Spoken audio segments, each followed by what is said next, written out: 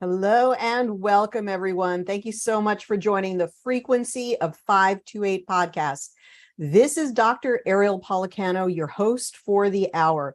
We talk on the Frequency of 528 podcast all about the cutting edge information about health, frequency, energy, things that help us to be healthier, to be more informed, to be wiser, to challenge us to expand our intellect and use new technologies, new ways to heal ourselves, new ways to learn about ourselves. And we have an exciting guest today. I am so excited to bring you this information. We're going to have fun today on the podcast. You're going to laugh, you're going to learn, and I think you're really going to enjoy it. So let's just talk a little bit before we welcome on our guest. Let's talk a little bit about the Frequency of 528 podcast. Like I said, I am your host, Dr. Ariel Policano. I'm a naturopathic doctor. I also teach people about energy and frequency. And we are live every Thursday at 4 o'clock live on YouTube. You can look for Ariel Policano on YouTube, and you can find the recorded version of this on Spotify or Apple Podcasts to listen to past episodes. If you're listening and you enjoy the podcast, we really sincerely appreciate if you can leave us a 5-star review. Helps other people to discover the podcast and learn about what we're doing.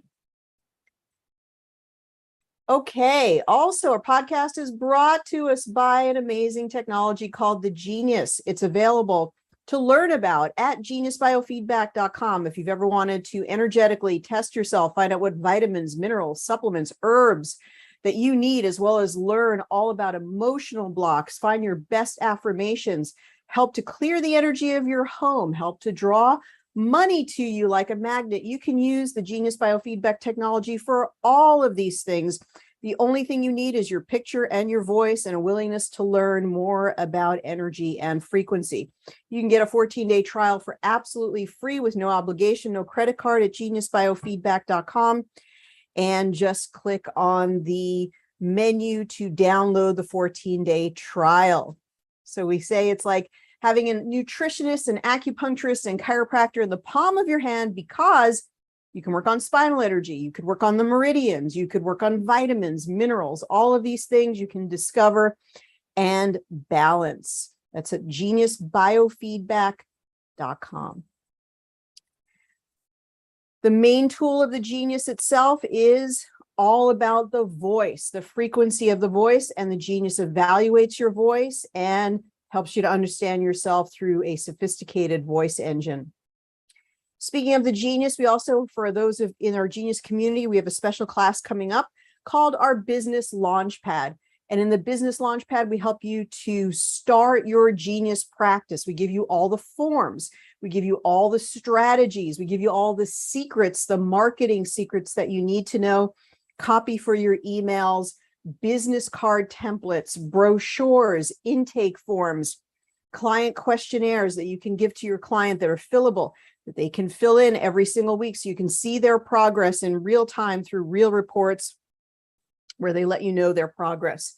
So please go to geniusbiofeedback.com and go to, just put in the word Launchpad into the search bar. You'll see that come up, and you can even get $100 off the course before September 1st. It's going to be 3 classes beginning on September 15th. They're all recorded. They go live at 12 o'clock on Pacific time, 3 o'clock on Eastern time. And then they're all recorded and available for you to watch over and over again. If you've ever wanted to have a home-based business, to make money with the Genius, this is your opportunity to pretty much have everything put right into your hand, turnkey, and it's very reasonably priced. We want everybody to participate and become a successful Genius practitioner, making hundreds or thousands of dollars a month. So please join us for the Genius Business Launchpad beginning on September 15th. All right, so this week we're going to talk about discovering the Egyptian codes as channeled by our guest. This will be a fascinating connection with some very high energies that want to speak to us, want to educate us about hidden codes, meaning all kinds of very interesting things. And my guest, which we're going to bring on in just a moment, And well, I do hope that she's here with us. And let me just give 1 second just to make sure. Okay, I'm going to promote our wonderful guest up to a panelist here. And so she'll be ready to join us in just a moment. And she's Barry Schlosser. She's become fascinated with the architecture, shapes, symbols related to the Egyptian ancients.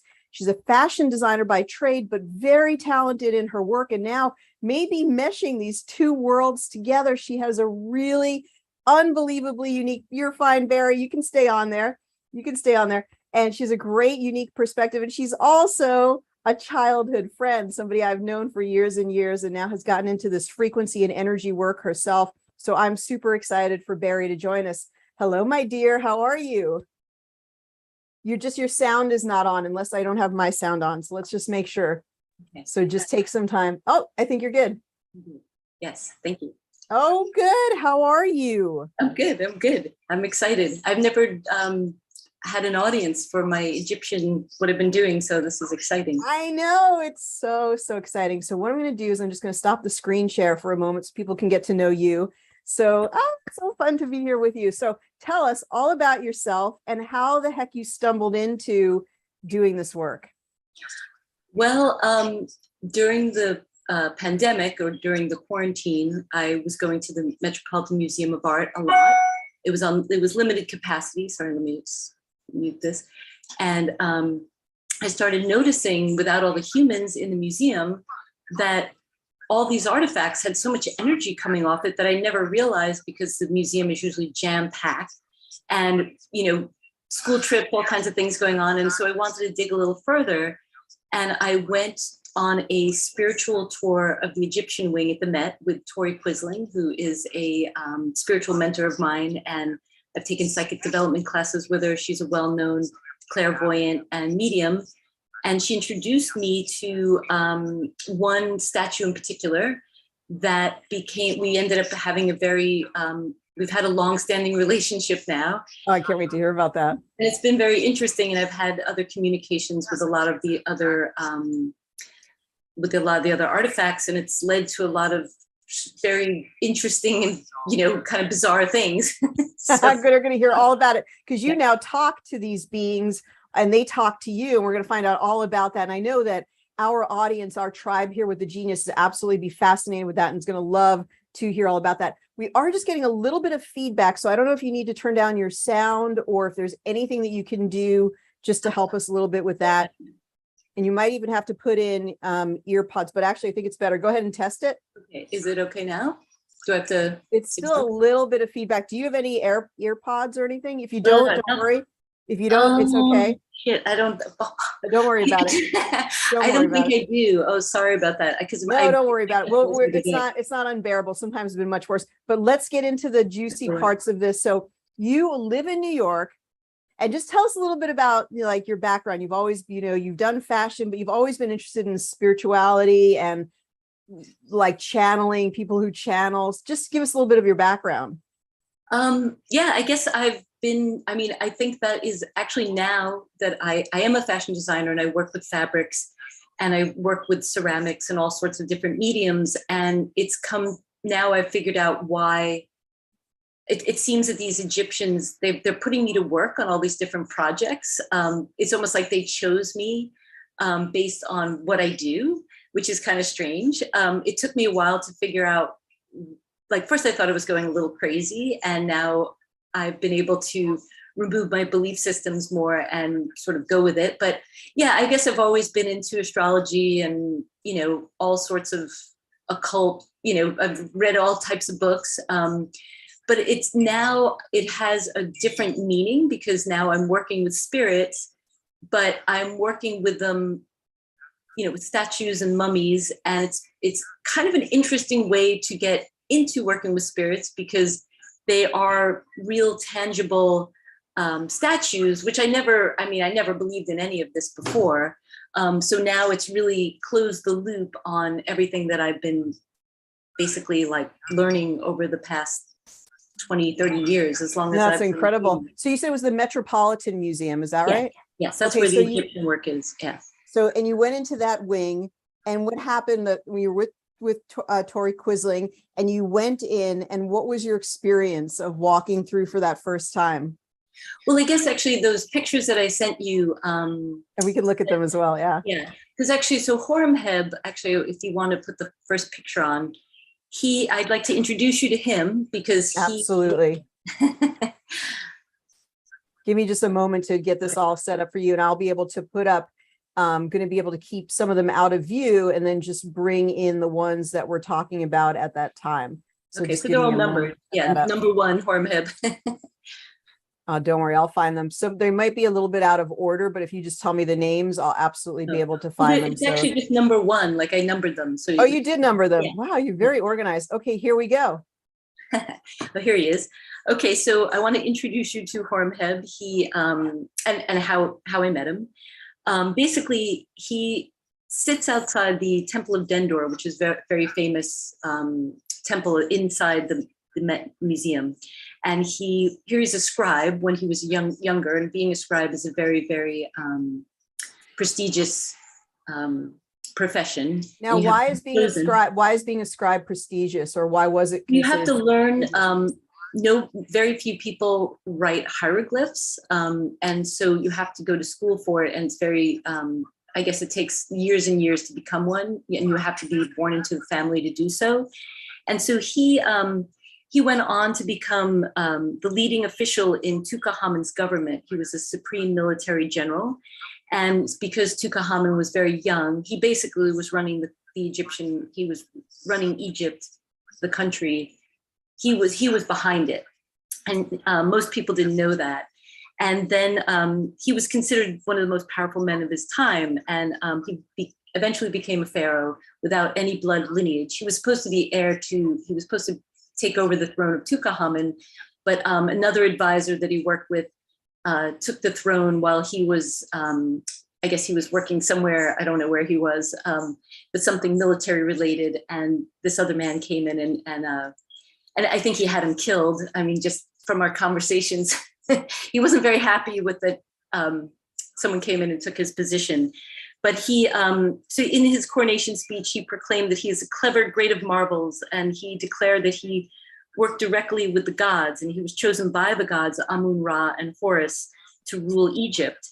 And he even, his wife, Mutsetmet, was actually Nefertiti's sister. So he's actually has a lot of credentials before he even became the pharaoh. And as a pharaoh, he brought a lot of order back to Egypt. There was a lot of turmoil with a few of the pharaohs before him. So, but the thing is, nobody at the museum, his complaint is that nobody knows of him, and they're just busy looking for the bathroom, and they walk right by him. And so you told me about this. Because he's situated close to the restroom, and so when you talk with these, they tell you I was a famous scribe, and now I'm just in the washroom. Right. He made me write a homage to Horemheb. And so also he, and I had to talk about all his accolades, and he really thinks it's very important that gets out in the world. Well, when you look at him, I mean, when you personally look at him, what do you channel or feel just about him? I feel a lot of power. He's very, very powerful. You could actually go to the next one. It's an up close version. He's basically a live statue. Tori and I were talking about it, and there he is. And every time you look at him, that's how we met. Our eyes, he kept following me with his eyes. I was like, wow, what's going on here? And Tori said, oh, he recognizes you. I was like, how does he recognize me? She said, oh, you've had a past life with him. You worked with him, which is funny because I'm sort of working with him now. I actually today went to the Met because I said, let me see if he has a message for us today. And I actually was sitting there talking to him with my notepad, and people were looking at me like I was completely bonkers. And but I do have a message, actually, and it's about the hieroglyphs. And I thought it was very interesting. So he is. I feel him I feel that there's a spirit in there, and it really feels like when you stand next to him. I was like, wow, this is crazy. It took me a long time to. Kind of be okay. Yeah, I feel like an intensity, he's very intense. He was very powerful at the time. he was very powerful at the time, and he's just as powerful now, except that he doesn't have a body, so I have to take care of things for him. You have to take care of what for him? He's given me all these projects to do. So, tell us about the projects, like an example of what he's actually asked you to do. well, one thing, he made me learn hieroglyphs. I had to study hieroglyphs, and when he told me to do so, I was like, okay, I don't even know where to begin. And I was riding my bike uptown one day, and I ran into a friend on the street, and I stopped to talk to her, and it ends up that her mother wrote a book in the 70s about hieroglyphs. That's amazing. Teaching hieroglyphs to children. It's an amazing book. And so she gave me a copy. It's an out-of-print book. And I was like, and also that her stepfather was the head curator at the Brooklyn Museum for like 30 years. I was like, just That's so amazing. random. So yeah, it was a total accident. Right. So then I started writing in hieroglyphs. And actually, if you go to, he had me start drawing him. He said, draw me. So I started drawing him. It's actually I think there's one more close up of him. And then there's the drawing. That's another draw, because when I look in his eyes, sometimes I'm like, wow, like I can kind of, it's just, you have to kind of stand in front of him to really appreciate it. But he really just, I never would have believed it. There's even more power, like in the live statue, like being in front of it. Well, is even also, more. Tori said that any statue, doll, whatever it is that has a face can inhabit a spirit. So the spirit can then be because we learned that when I lived in an ashram, they put the prana into the statue of one of the gurus. The Vedic priest did a ceremony to bring the prana into the sort of the exact replica statue of that guru. Yeah, I mean, I see it all over the museum, but I really feel it in the Egyptian wing. I've made some other friends in the museum, but it seems like the Egyptian wing is where the focus is. Mm-hmm. And also that there are rituals. I found out about a ritual called the opening of the mouth ceremony that basically brings statues and mummies to life. So the mummies, they have to be able to eat and breathe in the afterlife, and so do the statues. And there's a whole ceremony that actually, sadly, involves some rituals of animal, sacrifices. But I just found out about it, and I was like, oh, okay, so this makes sense, because it's, I've just been going with it, but now I'm like, okay, this is actually was a regular practice in ancient Egypt. So actually the next well, let me just pause for a moment. Let me ask you something. What would Horemheb like to let us know, or is there any message? So I got a message today, and it's about hieroglyphs, because after I got the book, I went to the obelisk because I met my friend in Central Park. It happened to be a full moon, and there's a man that's always there with his ankh, and he brings all this, he brings fruit, he brings coconuts, all these things to the obelisk. There's a big Egyptian obelisk in the park, and he brings all these things to worship. And he was saying how the hieroglyphs are not supposed to be translated into English. It's corrupted, and it has to be in the ancient languages, and that you have to learn the ancient languages. And it's not even supposed to be phonetic in the way, he doesn't believe that, all this is the way that you're supposed to understand hieroglyphs. And I was like, oh, that's so interesting, because here I am with this book, and he's, he just preaches. And I was listening, and I was like, oh, wow, it's like he's talking to me. So Horemheb said today that to look at hieroglyphs as an ancient QR code. That's really cool. That is read by the pineal gland and download. It's a download. Yeah, it's a download from into the subconscious, into our subconscious, and it unpacks itself. And it's interesting because it's basically a pictorial snapshot. And I'm starting to realize, the more I spend time with the hieroglyphs, that now I'm starting to understand that. I'm starting to almost remember how to read them, and realize it has nothing to do with the logical mind. Like the mind, we can't use the mind to read the hieroglyphs. It's more of a spiritual technology, an ancient spiritual technology. And now I'm like, yeah, it really is. And that was his message for today. And that the original hieroglyphs was a channeled code system that makes so much sense. Yeah. And actually, you could actually know the hieroglyph by meditating on it, probably.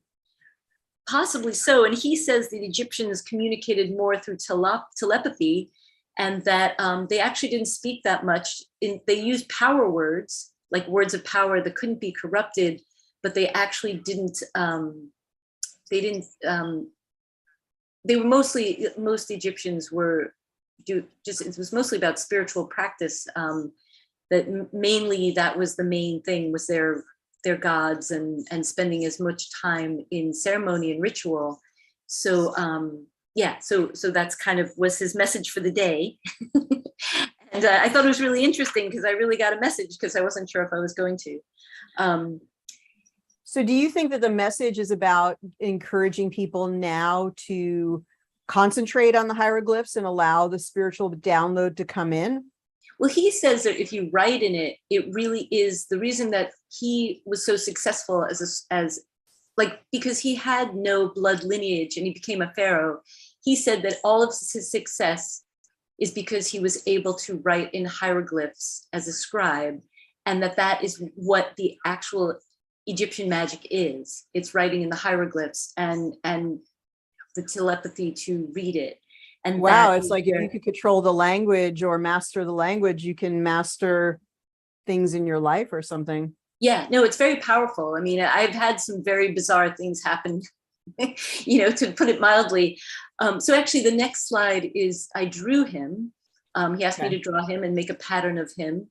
And so I did. And oh, that's me. Sorry.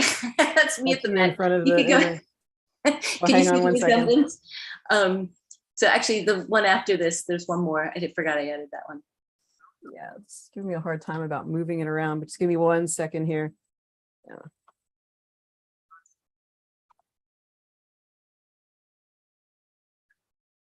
Oh, wow. This is amazing.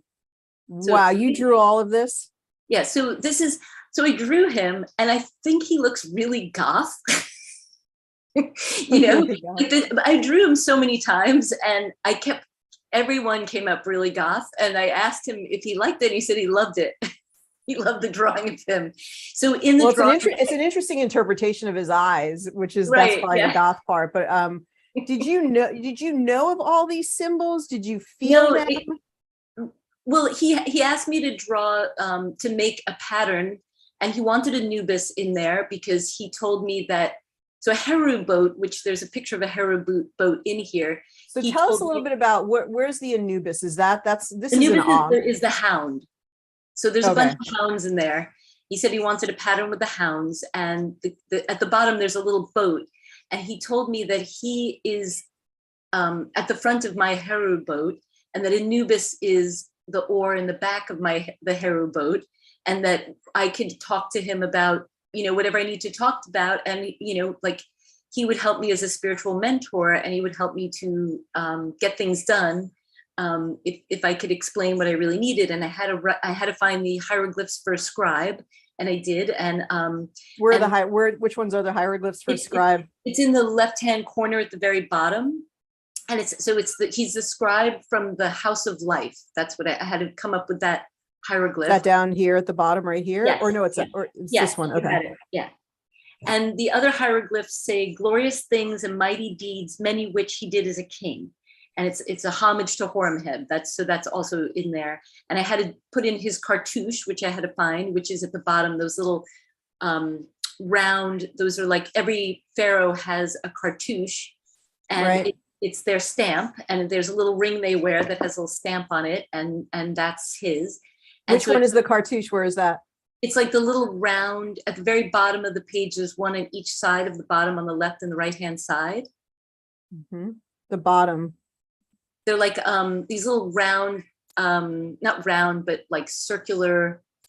I mean, actually, you could even go to the next. Is it the one that looks like a heart? No, it's on the left next to the scribe symbol. There's one. This one? That's the scribe symbol, and next to it on the very bottom. This is it. Yes, that's the cartouche. Okay, so this is the scribe symbol. That makes more sense. And this is the cartouche, and it had to be on either side. Right. Okay. It had to have all these things on it. And now he's told me that I took pottery for a while, and I came up with these. I mean, this 10 years ago, I figured out how to screen print on greenware pottery. And he showed me this and he said, you have to get back into doing pottery. He found me a pottery studio. He showed me in my head a pottery studio, which I live in a very like industrial neighborhood. And he showed me a studio, which I thought was a little kid studio, ends up being a beautiful studio. And he was like, sign up, start doing it again. And so this is my first prototype, but he wants to be on a plate. He wants to be in ceramic. So I have to put him on a screen and start working. Like he's given me all these projects to do. And he actually told me that he would like to, because in the Temple of Dendor, they have the gala, the big Met Gala is always there. And he thinks it should be dedicated to Egypt. And he wants to have plates. I mean, I'm like, okay, I'm just going with it. You know, I signed up, I'm doing it. And he just, you know, keeps giving me assignments. And so now I'm working on the plates. And so if you go to the next. And will you offer them for sale? Not him, but actually another statue at the Met called Sekhmet told me that they've given me all these projects. I have, the mummies gave me this project where I've basically been dyeing. This looks like an unwrapped mummy. I've been doing mud dyeing. I have all these projects to do. I have to make mummy scarves and mummy shirts and I have to make death shrouds. But the reason that they want you to make them is to honor them. Is it to spread the codes and the wisdom? What do you think is behind it? Well, first I have to write a book. So he said, you're going to be drawing all of these drawings. I'm drawing every mummy. All the mummies have me drawing them. And I have many, many things I have to draw that are going to be in the book. They'll be in color. These are just the black and white drawings. Do you think they want you to do this to reawaken the ancient? Yeah, they say that it will be coded by doing it. He says I'm on the Egyptian timeline and that I've been, you know, this is actually my life's work and I'm doing this book and the book is going to be coded. So anybody that reads it will be more awakened into especially if they've spent lives in Egypt, it will awaken them into their true self, not their, you know, out of the 3D matrix self. And make a lot of shifts. I mean, it's made so many shifts for me. I mean, I don't even feel like the same person that I was. So all the products and the book I'm supposed to show to the Met when it's all finished. And they said that once that is the case and it's all done, then I can show it to other museums other museums that carry Egyptian artifacts will also carry this. And that Egypt is coming back online. And this is very, very important in the times that we're in to remember what life was before it was corrupted, back in the, you know, early days before all the corruption started. So actually, if you go to the next. Absolutely. Is it cartoon? Oh, that's the cartouche. You could go past that because we already discussed the cartouche. Is it the nesting group? We were going to the mummies, yes. So then the mummies, this is a picture of, so actually the mummies, they are, let's see, let me find that. These are there's me. These are nested mummiformed coffins, painted wood from the 21st dynasty. And you know, as basic as it is, give us your best accounting of when we say mummy, how did they get there? What was the purpose? Give us a little bit of that. I'm just trying to rearrange the slides here. So give us your best rendition so we could sort of go back to the basics about mummies for those of us who are not sort of Egyptian experts. Right. Well, so this particular room is filled with mummies that are all from the same dig. The Metropolitan Museum was very instrumental in the early digs in the 1800s. And they went to Thebes these are all from the Valley of the Kings, where all the mummies have, where all the tombs are. And this particular room is, sorry, of all the little, they're all nesting, they all nest within each other. So you have the smallest, like the little small one on the end.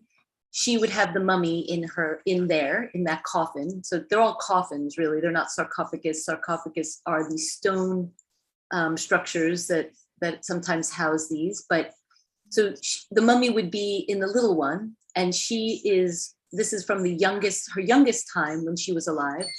And the middle mummy is probably from middle age, and the oldest mummy is when, like, right before they passed away. So all three of them all have the same spirit, but they're all a little bit different. And so I started drawing them because some of the mummies had asked me to draw them. There's actually another group in here. So this is all the same person? It's all the same person. But if you start tapping into the energy of each of these mummies, they all have a little bit of a different personality because it was at different points in their lives.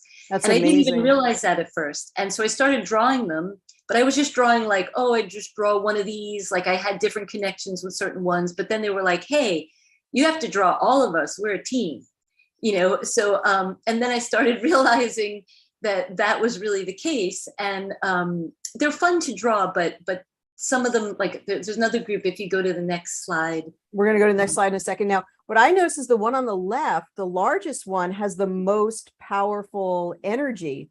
That's the oldest version of that particular. Yeah. Did you notice that too? Or what's that? She's kind of the boss, like the oldest one, because they're the most mature, you know. I mean, it's fascinating because they really do they all feel similar, but at the same time, they're a little different. And yes, sorry, there's some feedback because Rodney's in the other room with it's on loud. Sorry. That's what we were hearing. That's okay. Yeah, that's all right. But if you go to the next slide. Okay. And so wait, a couple of things. Then you look so powerful in this particular picture with them. Is it interesting? Like you even seem more powerful when you have them sort of like behind you, backing you up in a way. Well, I started meditating in this room. And the more I meditated in the room, the more I realized, like, wow, there really is an afterlife. I really felt so at peace. I realized if I stay here and meditate for a certain amount of time, I really now understand what rest in peace means, because the body never really is at peace. But if you spend time in here, your body feels at peace. And it's very bizarre. Like, it's almost like being in a womb. And it's just it's the most amazing experience, but you really do need to spend time in there. So I think this was after meditation. Actually, Ezra took a picture of me here, but it's great. If I spend time in the Egyptian wing and I go and visit all the people, like if I'm really drained, I mean, I live in New York City. After spending time in the Egyptian wing and at the obelisk, I feel like a new person. It's like the most amazing. Like you get upgrades, especially from Ariel. He always gives upgrades. What does the museum tell people about these particular three mummies? Like, what do they, because what they tell people must be so different than what you would tell people. Well, they just explain, like, I think she was I'm not sure if she was a wife of one of the famous artisans in the region. I think she died at a late age. They just kind of give the day-to-day about some of these people, because these aren't royals here, but they did have a higher status than, a butcher, like they were a little bit more schooled, and some of them were writers or married to writers or married to government officials and things like that. So they always give the basic, the statue is holding a, like, I don't know. It's just, that's what I mean. That's it's not the same. So one-dimensional compared to what you're channeling about them. Yeah. Okay. So next slide then. We've got the mummy crew. Is that the one? Yes. So these guys, they were the first ones that asked me to draw them, and they're quite beautiful. It's interesting because this group, there's actually a fourth one, but I didn't add her to it. But they're very modern for, I think they're very modern for an Egyptian, like they're very stylized. And this whole wing, these were all a very famous artisan group. It was a whole community of artisans that worked on these. And they approached me. And it's interesting because I feel like you can also tap into the ego of the artist that made them. And they're very, like, they really think they're very beautiful. And I started drawing them, and I'm not much of, I don't really draw that much. And so I really have never drawn mummies. And they actually came back to me after I drew them, and they asked me to redraw them. They were not happy with it. They were like, we look way better than your drawings. Like, You know, one now of that you, now that one of you- the drawings, he looked kind of like a Rastafarian, like, because, like, you know, so I had to redraw, like, he had big, it looked like he had big dreadlocks. So I had to redraw them. But, you know, so actually the black mummy, I've redrawn him like 50 times. It's so hard to get the essence of him. So that's the hard part. So yeah, so, but they're all from the same mummy. He was actually a doorkeeper, or like a key keeper to the Temple of Amun. the black mummy was? All three of them. They're all from the same. They're the same mummy, the same human, you know, mummified human. But they all have different. They all nestle within each other, but they're all different points in their lives. So why did they do that? I don't know. I guess it was a style. Maybe they just thought that was a good way to pay homage to their life. I'm not sure. That I don't know. How did they capture that essence of different parts of their life? Did they have a mummification or something created at 20 and something created at 40 for themselves? Well, the thing that's interesting is that I think a lot of people hired artisans to create their coffins and their sarcophaguses before they passed away. Like, it's because actually I went to the museum with David Hollier, who is a painter and an artisan, and he could really, like, he's completely clairaudient. I had no idea that he was, but he was talking to these mummies, and one of them completely seemed to recognize him and wanted him to fix his sarcophagus. And I said, well, how does this mummy know that you actually could? Like, you actually could do a museum quality fix? And then I thought, you know, I think she recognizes him and that she hired him. And so the artists knew them when they were alive. And so they were able to maybe talk to them about their life and create these different, you know, different coffins. I think it was very fashionable. I think this was a very fashionable coffin for the time. It's very modern for an old coffin. I could almost imagine somebody making it now. I mean, a black coffin, it's very, very chic. Do we know the ages that they actually were at each point? I don't know. I guess I have to start talking to them more about these things. You know, some new questions to ask. So I don't know. And this was a male. Yeah, this was a man. And so then when you look at the one on the right, now that you talk about the prana, where we talk about the energy, and that one seems very alive. Even has like a very distinct personality, it seems. Yeah, he thinks he's very handsome. And also, do they have sort of a sense of humor that they totally do about with you? It's ridiculous.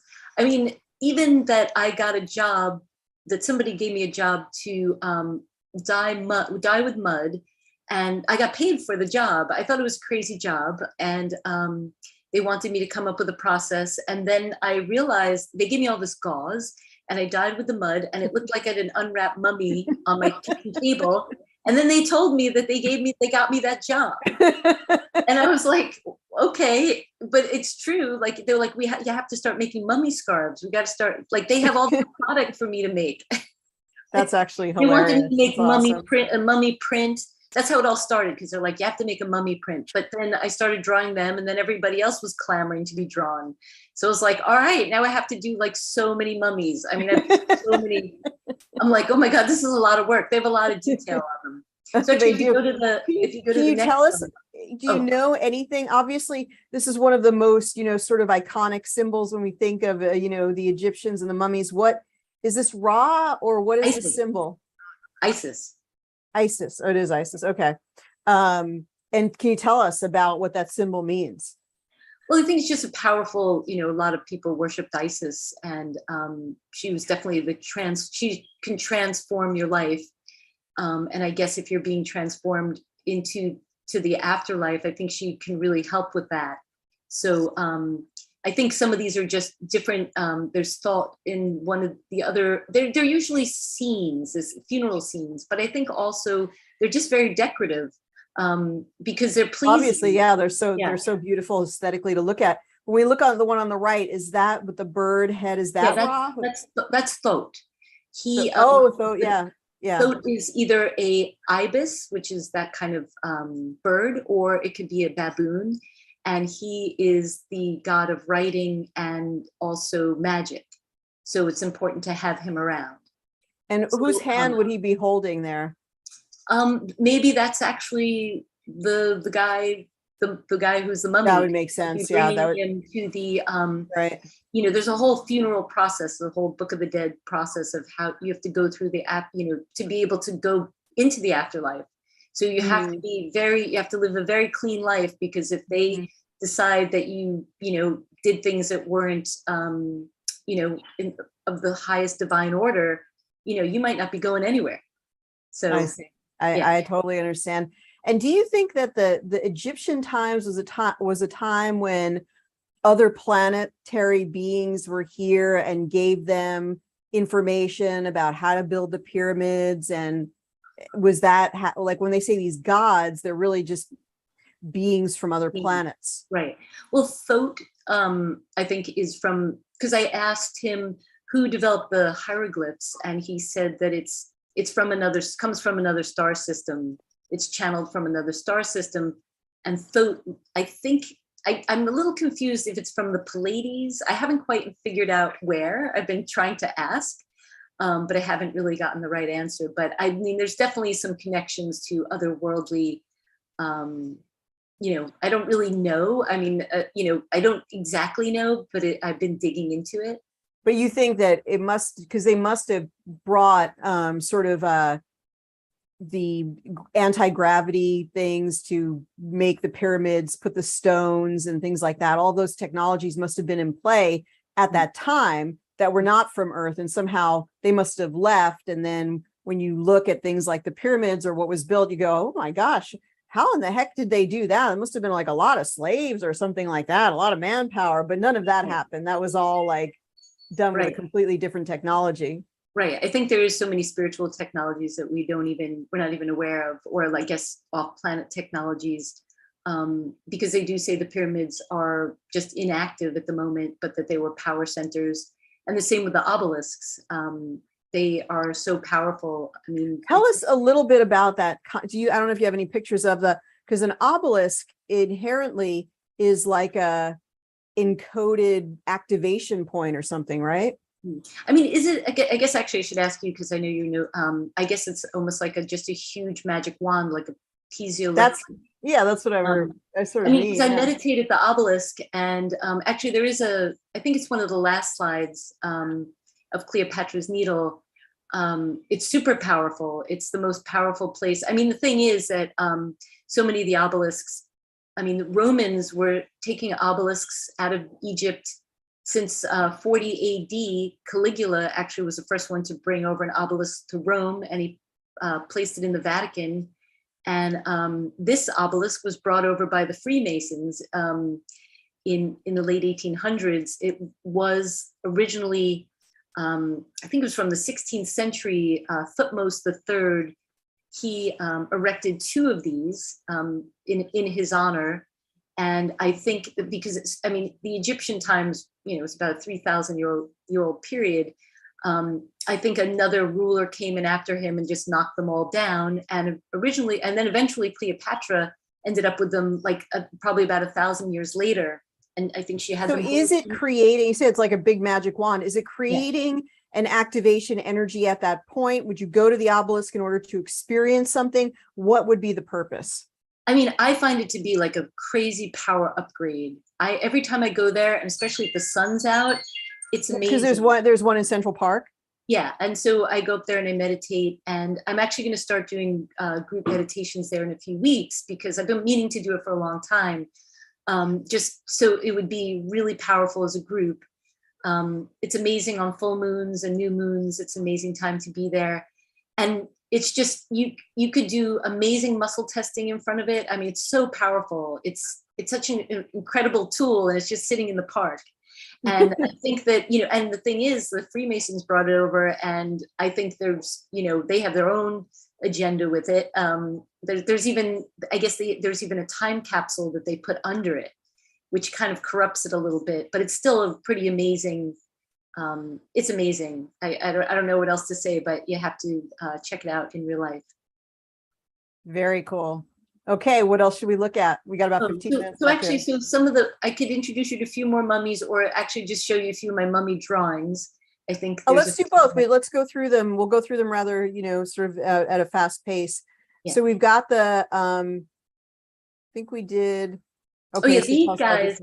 So this group actually, interestingly, so I meditate in the room, and I usually stand next to these two. And this is where I've really learned about inner peace and just the body being at rest. Like, just this, like the most, I don't know, like I'm sorry, I'm losing thought. It's like, now I know what it's like to be dead, and it feels great. You almost look forward to dying. That I feel like because of you understand the state is sort of like an enlightened state, or a state of 0 point or something like that. Yeah, just the body is so at peace, and you're so at peace. And I looked him up, and it ends up that he was one of the first. He wrote a book about inner peace and about keeping away from the material world. He was one of the first writers to start that movement. And once I found that out, I was like, oh, that's so interesting, because that's who I learned from. I didn't realize that that's what he did when he was alive. I have his name somewhere, but anyway, so yeah, you could go on to the. What is this? Is this a goatee, or what is this thing? Right, it's kind of funny. I think it means that it's their male, if they have one of those. I guess it's like a pharaoh sort of. I don't know, actually. I have to look that up. But I think it means that they're male. And if they don't have one, it means they're female.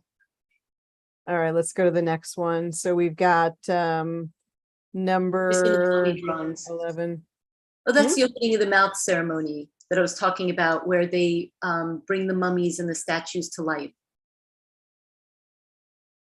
So what do they do when they do this? Well, they have these those things they're putting in their mouth. I forgot what they're called, but it's supposed to help them to eat and see and breathe in the afterlife. Oh, in the afterlife. Yeah. So when somebody's prepared, this is their actual, like, they're not, like, basically they were going to die. They were getting ready to die. It's not like they offed them. They're dead. They're dead here, or they're statues, but they're bringing them to life. And that really makes a lot of sense now that I've been communicating with them all. Now I'm like, oh, okay. Wait, why does it make sense though? Because I used to think I was losing my marbles, by communicating with all these spirits. And now I realize that that was just a very normal part of life, that people came, a lot of times the gods would come into the statue so that they could be worshipped. Gotcha. And so there's so much energy around, especially the statues that have been in the temples, and the same to do with the Buddhas and things of that nature. Anybody that's been preyed on so much, but also the connection between the spirit and the human. Well, how does this compare to when we think about that you're reincarnated? That when one of these, how come these spirits didn't go on and reincarnate to other lives? Well, that is the interesting thing, because I was thinking they also thought that they would be living this eternal life in the afterworld, but they're actually like sitting in museums, and they love having visitors because I think they're a little bored. maybe they would have gone to another life if they didn't go through this whole ceremony. But they are in eternity. They are, So do you think that they've been sort of holding space or holding energy, maybe even for the time that we're living through, that's maybe some of their.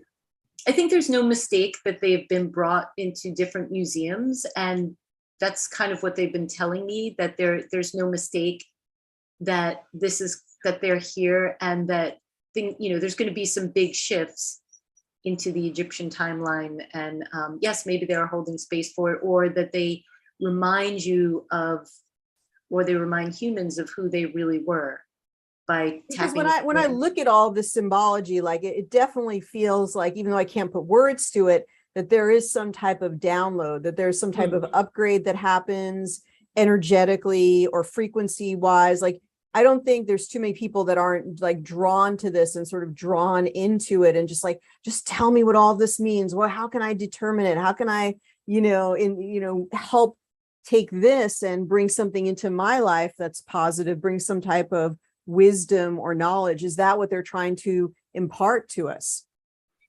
Probably so. I mean, if you think about it, this is eternal, and these artifacts are still alive today.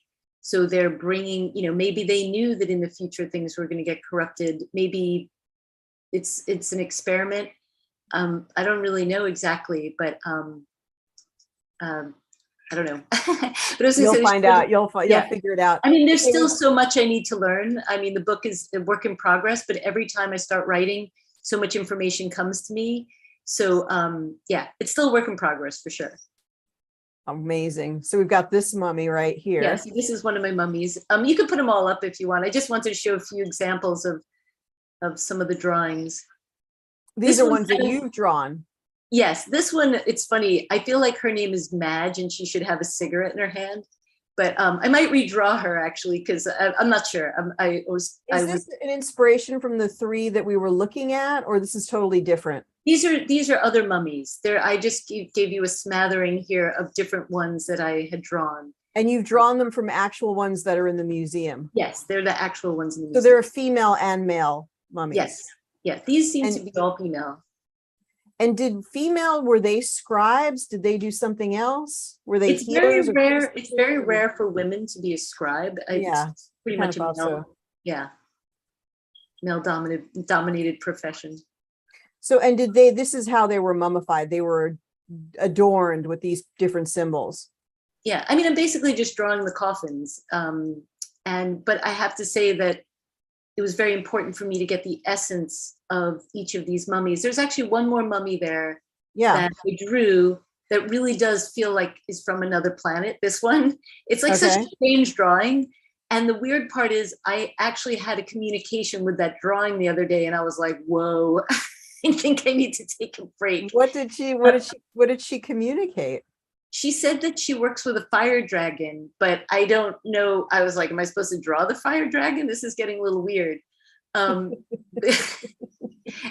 anyway, but it's a very different style. And actually the one next to her is also one of her, also from the same mummy, the one with the dress on. Yes, this one.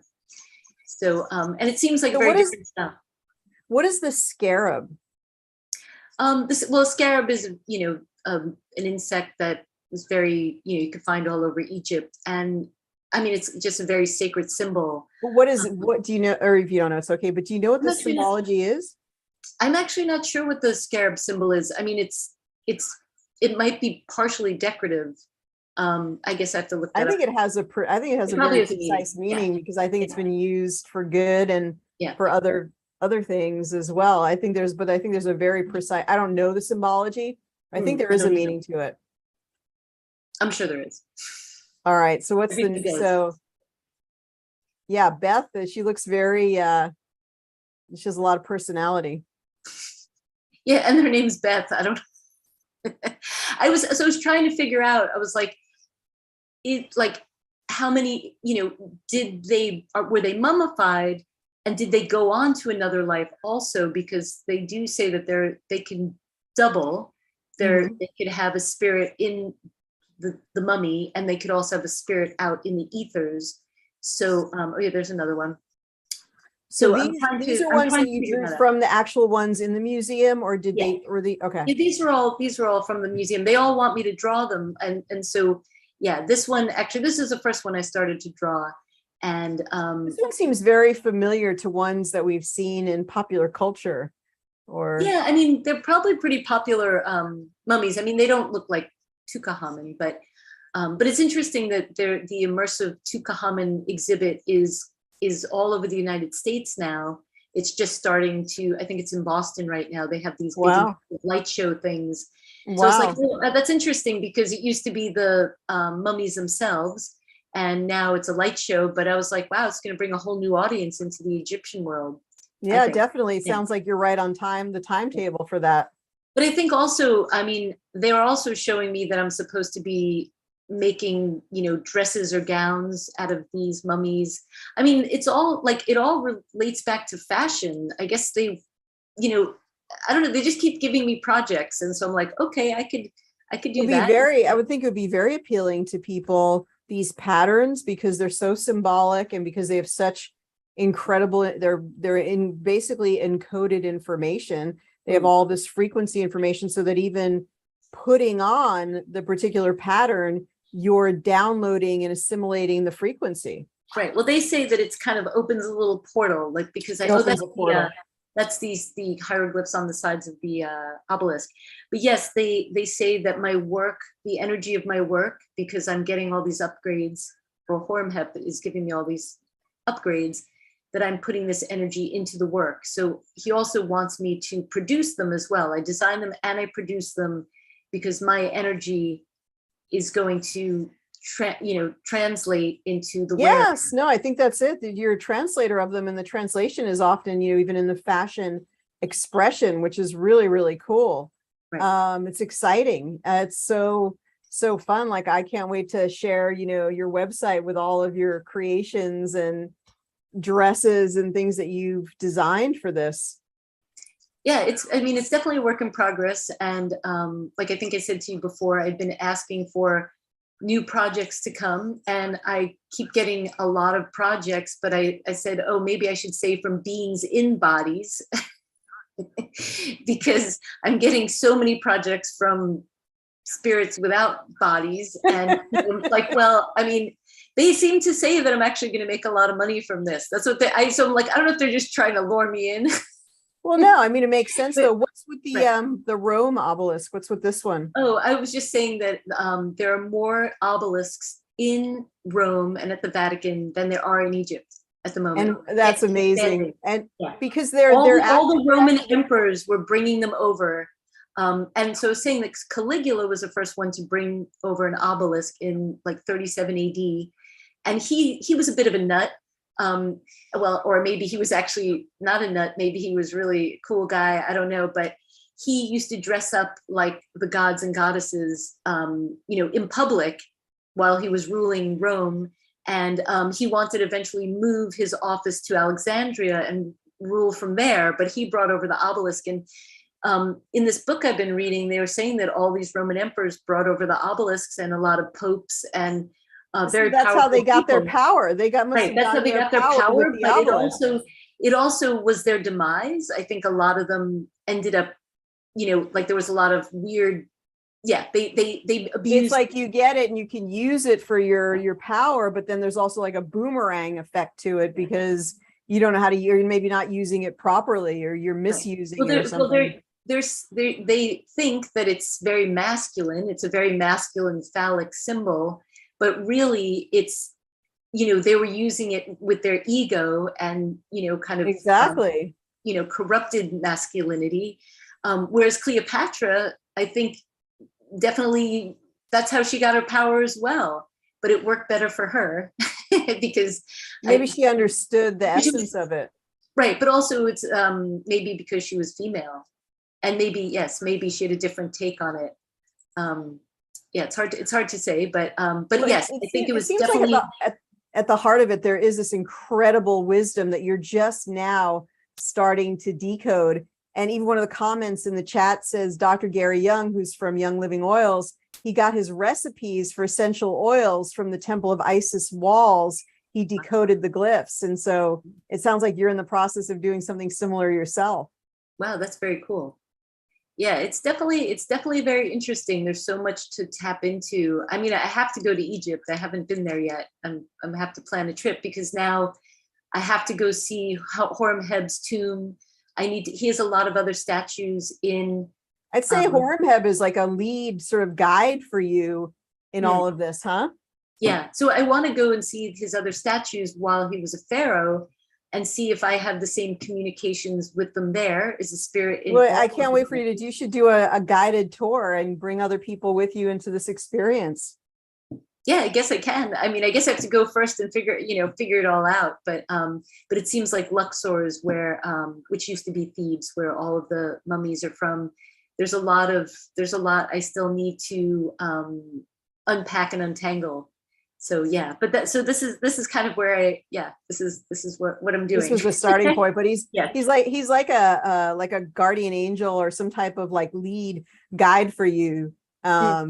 Very fascinating, just energy. Just I think it's for all of us, not just to learn from books, but to allow the downloads to come to us, like you're allowing the downloads to come to you, and having these active conversations with them so that they can give you wisdom and help you to teach others. I mean, I think it's really exciting. I have more, connection to this information now. Like I just realized how like just the statue alone is artwork, right? When you look at it, it's a pretty amazing. It really draws you in, especially with the symbols right below his feet, right? You could probably get a lot of downloads. Well, Barry, this has been absolutely fascinating. This is just the inception point of your work, and it's going to be so exciting to see where it goes. No, thank you so much for having me on. This was fun. Great fun. Well, hopefully you'll come back as you continue to develop this and interpret and download the codes. We can learn so much of how to use these tools in our own life. Oh, I do have one other thing to say. So he also told me that I should tell you about, I have a Instagram page called House of Central Sun, where I'm going to be putting all the dates for the meditations at the obelisk. But he also said that if I say the word House of Central Sun, that I would be giving an upgrade to the audience. So I was like, okay. First, I know this Instagram page. I'm going to try to link it because and every time I look at your Instagram page that you have, I feel an upgrade. So say it one more time for people to go to Instagram and look for. It's House of Central Sun, but it's House _of _Central _Sun. And it's where the obelisk, it's basically the obelisk is the House of Central Sun. But also it's Central Sun, the sun behind the sun, right? The spiritual sun, and Central Park. So it's all, if you could remember all of that. Okay, I just linked it in the chat there for people. Oh, thank you. Yeah, the Central Sun feels like it's so multi-coded. I feel like it's Central Sun, something to do with the whole universe, Andromeda or something like that. Is there any other? I think it is. I think it's the sun for, like a much larger, universe than, it's not just the sun. It's not just the sun, has a much deeper meaning. Yeah, that's so exciting. Well, when you begin to continue to decode this, we'll definitely have to have you back, because it's fascinating information that we can all get something from and use in our own lives. And Richard said this was absolutely awesome and got some applause from Lori. So we got some wonderful, Lisa says, I love this, so interesting. Let's all go to Egypt. So you better coordinate that Egyptian trip. So everybody who's on here, we're all going to Egypt. I think, really just even leaving the conversation, like it makes me want to go and stand in front of that Horemheb actual statue and some of the mummies. And I think it is something that you have to experience viscerally, personally, to really go deeper into it. So it'll be fun to have you leading those, maybe in New York and maybe in Egypt. It'll be wonderful. I want to figure out how we could do sleepovers in the mummy room. So that's what the mummy sleeping bags are for. Because I guess that's going to be a future thing that goes on there. I was like, okay. That's hilarious. Barry, thank you very, very much. Big hugs and appreciation. Keep doing that wonderful work. Yeah, thank you. This is great. Thank you. Have a good night. You did an awesome job, everybody. Too. Thank you. Bye. All right, everyone. Thank you so much. And Barry, thank you so much for joining us today and sharing that incredible wisdom and all the great downloads. You may continue to feel those downloads or upgrades vibrationally as you think about some of the symbols and pictures and mummies and pharaohs and scribes that we've looked at today. And it's all frequency energy, different codes and frequencies being given to us in the same way that we use other frequency technology. So it certainly is a very exciting time to be alive. We're here every week for the Frequency of 528 podcast. You can join us on the live stream. Join us on YouTube under my YouTube channel, which is under Ariel Policano. And check us out, the Frequency of 528 podcast on Apple Podcasts and Spotify. Thanks, everyone. Take care. Bye-bye for now.